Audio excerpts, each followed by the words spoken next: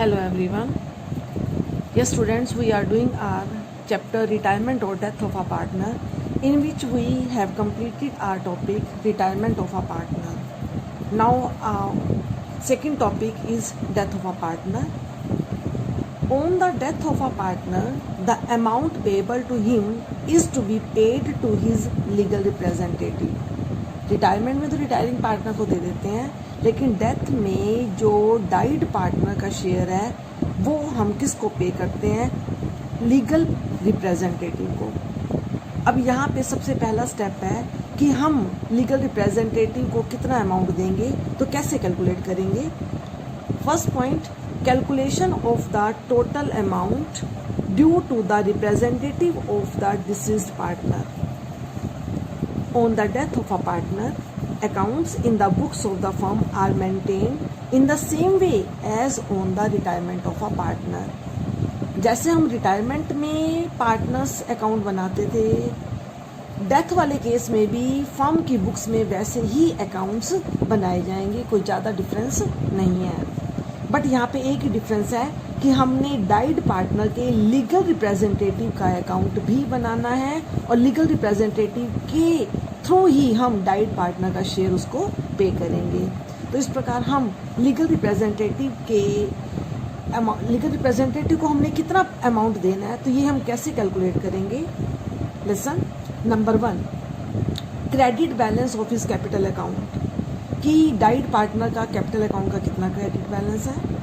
Number 2, his share in the value of goodwill of the firm, died partner का firm की goodwill में क्या share बनता है वो भी.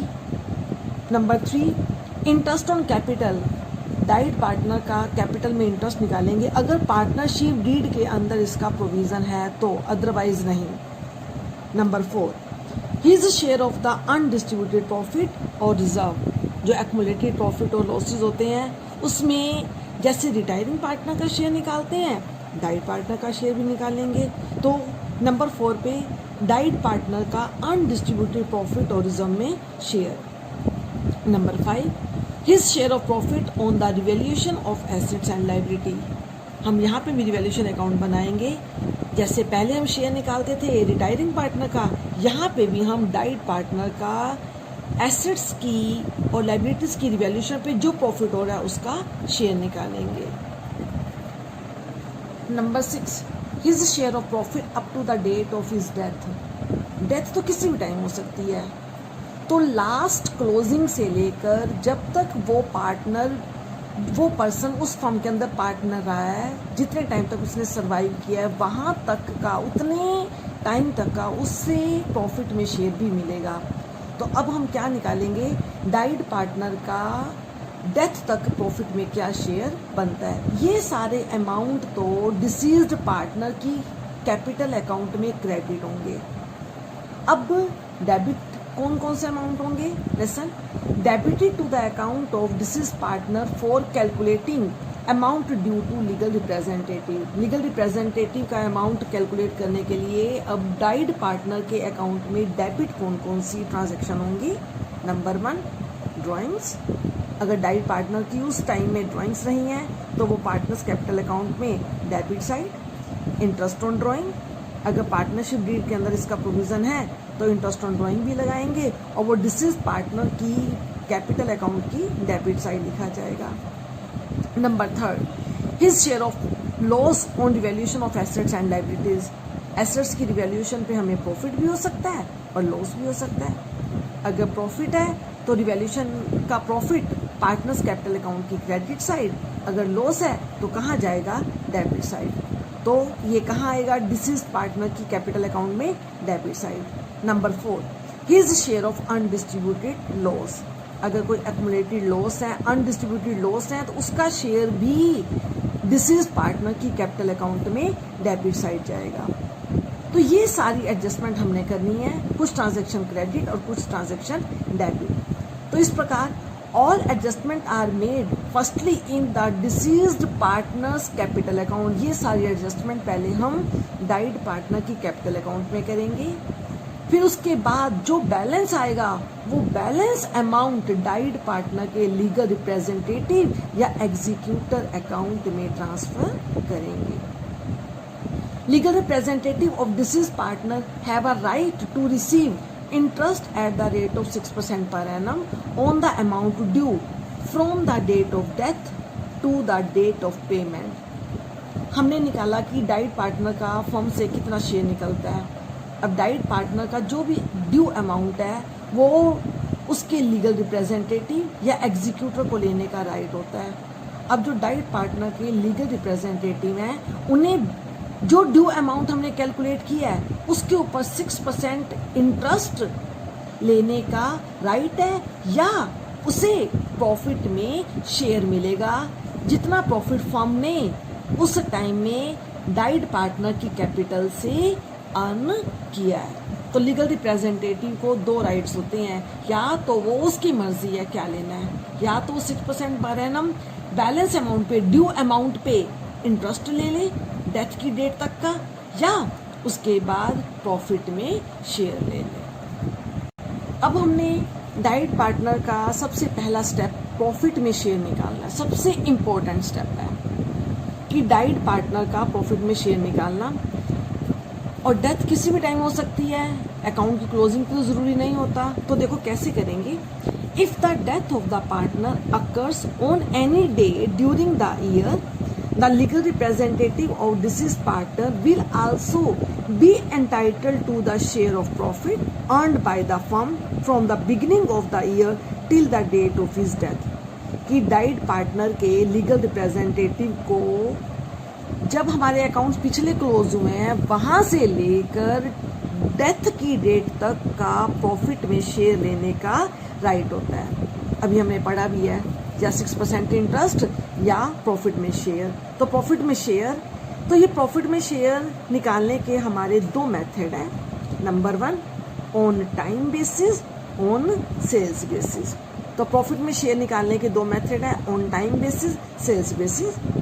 तो देखो ऑन टाइम बेसिस, अब हम यहाँ पे अपना क्वेश्चन करेंगे 58th प्रैक्टिकल, जिससे तुम्हें क्लियर हो जाएगा कि हमने कैसे उसका शेयर निकालना है। Listen, 58th practical. A, B, C are partners. Accounts closed on 31st March every year. B died on 31st August 2018.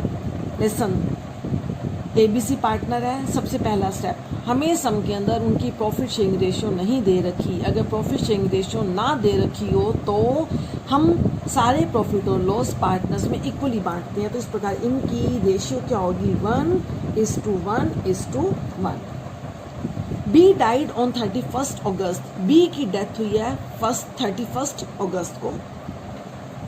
B's share of profit calculated on the basis of average profit of 3 completed years of profit before death। तो यहाँ पे इन्होंने क्या provision बनाया है कि died partner का profit में शेयर हम कैसे निकालेंगे, प्रीवियस 3 इयर्स के एवरेज प्रॉफिट के बिहाफ पर। तो अब हम देखते हैं हमें प्रीवियस 3 इयर्स के प्रॉफिट्स कितने गिवन है। Profits for the year 31st March 2016, 17 and 18 were rupees 40,000, rupees 50,000 and rupees 72,000 respectively. Calculate B's share of profit till the date of death and pass journal entry for the same. Number 1.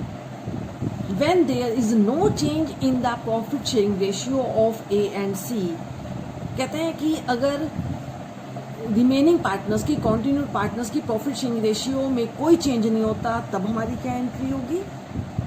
अगर उनकी ratio में change हो जाता है तब क्या entry होगी। तो देखो अब हम कैसे सॉल्व करेंगे। हमने डाइड पार्टनर का प्रॉफिट में शेयर निकालना है, और वो कैसे निकालना है, average profit of last 3 years. तो सबसे पहले हमने एवरेज प्रॉफिट लेने हैं। तो एवरेज प्रॉफिट लास्ट 3 इयर्स के कितने हैं, 40,000 प्लस 50,000 प्लस 72,000 डिवाइडेड बाई 3। तो इस प्रकार हमारे पास एवरेज प्रॉफिट आएंगे 54,000। देखो ये एवरेज प्रॉफिट तो पूरे साल के हैं, क्योंकि ये पूरे 1 ईयर ये कंप्लीट ईयर के प्रॉफिट हैं। तो इनके बिहाफ पे जो एवरेज निकली है ये कंप्लीट 1 ईयर की है। बट बी सिर्फ 31 अगस्त तक उसने सरवाइव किया है, तो बी को प्रॉफिट में शेयर लेने का राइट 1 अप्रैल टू 31 अगस्त तक ही मिलेगा, क्योंकि उसके बाद उसकी डेथ हो गई है। तो उसने बिजनेस में कब तक कंटिन्यू किया है? 31 अगस्त तक। तो अकाउंट्स की क्लोजिंग पहले कब हुई है? 31 मार्च। तो 31 मार्च तक तो उसको जो सेटलमेंट थी हो चुकी हुई है। इस करंट ईयर में वो कितने टाइम तक पार्टनर रहा है? अप्रैल 1 टू 31 अगस्त। तो इस प्रकार ये हमारे 5 मंथ्स बन रहे हैं। तो बी को प्रॉफिट में शेयर 5 मंथ के अकॉर्डिंग मिलेगा। So we calculate 5 months profit. तो हमारे पूरे 1 ईयर की एवरेज कितनी है? 54,000। पहले इसको हम 5 मंथ में कन्वर्ट करेंगे, तो ये टाइम बेसिस है, टाइम लिया ना हमने, 5 मंथ का निकाला, तो 54,000 इंटू 5/12। तो यहाँ तक तो 5 मंथ आएगा। अब हमने डाइड पार्टनर का शेयर लेना है, क्यों? क्योंकि ये सभी पार्टनर का है, एवरेज में सभी पार्टनर का शेयर है। तो नेचुरली इस एवरेज के बिहार पे जो 5 मंथ का हमने प्रॉफिट में शेयर निकाला है, ये सभी पार्टनर का है। यहाँ पे हमने बी का शेयर निकालना है, तो बी का शेयर आएगा 1/3। तो इस प्रकार 7,500। अब फर्स्ट केस, जब नई रेशियो नहीं गिवन, कुछ भी नहीं मेंशन है, profit new profit sharing ratio में कोई चेंज नहीं है, तो हमारी एंट्री क्या होगी? P&L suspense account debit to B's capital account. तो यहाँ पे हम P&L सस्पेंस अकाउंट ओपन करते हैं, क्यों? क्योंकि हमने डाइड पार्टनर का प्रॉफिट में जो शेयर कैलकुलेट किया है वो अपनी एजम्पशन के बिहाफ पे किया है कि प्रीवियस 3 इयर्स के एवरेज प्रॉफिट। हमने एक्चुअल में 5 मंथ के अकाउंट्स की क्लोजिंग करके उसकी कैलकुलेशन नहीं की। सारे अकाउंट्स को क्लोज करके हमने 5 मंथ की कैलकुलेशन नहीं किया है, हमने सिर्फ एज्यूम किया है। तो इसलिए सस्पेंस है। एक्चुअल में तो हो सकता है हमारे प्रॉफिट्स ज़्यादा भी हो सकता है इससे कम भी हो। तो जब भी डेथ होती है और डाइड पार्टनर का प्रॉफिट में जो शेयर निकालते हैं, तो उसके लिए हमारा P&L एप्रोप्रिएशन अकाउंट ओपन नहीं किया जाता, क्योंकि हमने अकाउंट्स की क्लोजिंग नहीं की है, एक्चुअल में प्रॉफिट कैलकुलेट नहीं किए हैं, हमने सिर्फ एज्यूम किया है। तो इस प्रकार हम सस्पेंस अकाउंट ओपन कर रहे हैं। तो हमारी एंट्री क्या बनेगी? P&L suspense account debit to B's capital 7,500। अब सेकंड केस है कि अगर कॉन्टिन्यूड पार्टनर्स की प्रॉफिट शेयरिंग रेशियो में चेंज आता है, जैसे सेकंड केस था हमारा, there is a change in profit sharing ratio of A and C and new profit sharing ratio is 7:5। अगर सम के अंदर न्यू रेशियो गिवन है, तो तुमने प्रॉफिट की एंट्री बिल्कुल वैसे करनी है जैसे गुडविल की जाती है। तब हमारा P&L सस्पेंस अकाउंट ओपन नहीं होगा, तब हमारी बिल्कुल गुडविल की तरह एंट्री होगी। गुडविल की एंट्री क्या होती है? Gainer debit to sacrificer. तो अगर हमें न्यू रेशियो गिवन है, तो सबसे पहला स्टेप हमने क्या कैलकुलेट करना है? Gaining ratio. तो gaining ratio is equal to new ratio minus old ratio. तो अब हम निकालेंगे कि रिमेनिंग पार्टनर ए और सी, इनको क्या गेन हो रहा है? As gain. ए की न्यू रेशियो 7/12 और ओल्ड रेशियो है 1/3। तो 7/12 minus 1/3, 3/12। C's gain new ratio 5/12, old ratio 1/3, तो 1/12। अब देखो 3/12, 1/12, 12 सेम है, तो हमारी गेनिंग रेशियो क्या आ जाएगी? 3:1। तो यहाँ पे अब हम प्रॉफिट में शेयर की एंट्री कैसे करेंगे? बिल्कुल गुडविल की तरह। तो गुडविल की एंट्री क्या होती थी? Continued partner, remaining partner debit to died partner. तो यहाँ पे रिमेनिंग कौन है? एज सी, तो A's capital debit, C's capital debit to B's capital 7,500। और ये 7,500 ए और सी में इनकी गेनिंग रेशियो में होंगे 3/4, 7,500 इंटू 1/4, तो 5,625 एंड 1,875। तो यहाँ तक तुम्हें क्लियर हो गया कि अगर न्यू रेशियो में कोई चेंज नहीं है, तो क्या होता है, ओल्ड रेशियो कॉन्टिन्यूड पार्टनर की ओल्ड रेशियो ही न्यू रेशियो होती है, ओल्ड रेशियो ही गेनिंग रेशियो होती है। तो ऐसी सिचुएशन में हमारी जनरल एंट्री क्या बनेगी, P&L suspense account debit to died partner capital. अगर न्यू रेशियो गिवन है तो हमने बिल्कुल इसकी गुडविल की तरह एंट्री पास करनी है, remaining debit to died partners capital account. इसी कंसेप्ट को और अच्छे से अंडरस्टैंड करने के लिए अब हम प्रैक्टिकल करेंगे 59 lesson 59 practical. Hari, Mohan, Sohan are partners. Their ratio is 2:1. Accounts closed on 31st March every year. Mohan died on 24th August 2000. Yes, इसी कंसेप्ट को अच्छे से अंडरस्टैंड करने के लिए अब हम करेंगे practical 59 in which Hari, Mohan, Sohan are partners. Their ratio is 2:1. Accounts closed on 31st March every year. Mohan died on 24th August 2017. Listen, पहले यहाँ तक। अब एक पॉइंट तो ये है कि हमें सम के अंदर कोई न्यू रेशियो नहीं दे रखी, तो कॉन्टिन्यूड पार्टनर्स की ओल्ड रेशियो ही न्यू रेशियो होगी और ओल्ड रेशियो ही गेनिंग रेशियो होगी। तो कॉन्टिन्यूड पार्टनर कौन है, हरी और सोहन। इनकी ओल्ड रेशियो क्या है, 2:1। तो 2:1 इनकी न्यू रेशियो होगी 2:1, और यही इनकी गेनिंग रेशियो होगी। अब दूसरा पॉइंट कि यहाँ पे मोहन की डेथ 24 अगस्त 2017 पे हुई है, मिड ऑफ द मंथ, यानी कि हमारा मंथ कंप्लीट नहीं हुआ। और आगे देखो क्या कह रहा है। Number 1, goodwill valued at ₹75,000। Goodwill की वैल्यूएशन दे रखी है 75,000। Number 2, share in profit on the death of a partner will be calculated on the basis of last year's profit। कह रहा है जब किसी पार्टनर की डेथ होगी तो डाइड पार्टनर का प्रॉफिट में शेयर कैसे निकालना है, हमने लास्ट ईयर के प्रॉफिट के बेस पर, और वो लास्ट ईयर का प्रॉफिट कितना है हमारा 2 lakh. Pass entries for the treatment of goodwill and his share of profit. तो देखो सबसे पहले हम गुडविल में शेयर निकालेंगे। गुडविल वैल्यूड 75, टोटल गुडविल है। जब भी वैल्यूड होती है इसका मतलब ये टोटल गुडविल है, सभी पार्टनर्स की गुडविल है, ये फर्म की गुडविल है। तो हमने एक पर्सन का शेयर निकालना है। तो यहाँ पे मोहन की डेथ हुई है तो मोहन का शेयर निकालेंगे। तो कैसे निकालेंगे, 75,000 मोहन का शेयर 2/5, 75,000 इंटू 2/5 30,000। तो मोहन का गुडविल में शेयर कितना आया, 30,000। अब हम मोहन का प्रॉफिट में शेयर निकालेंगे। तो प्रॉफिट में शेयर निकालने के लिए उन्होंने क्या बोला है, लास्ट ईयर का प्रॉफिट हमने बेस लेना है। तो लास्ट ईयर का प्रॉफिट हमारे पास क्या है, 2 लाख है। ये तो पूरे साल के प्रॉफिट है।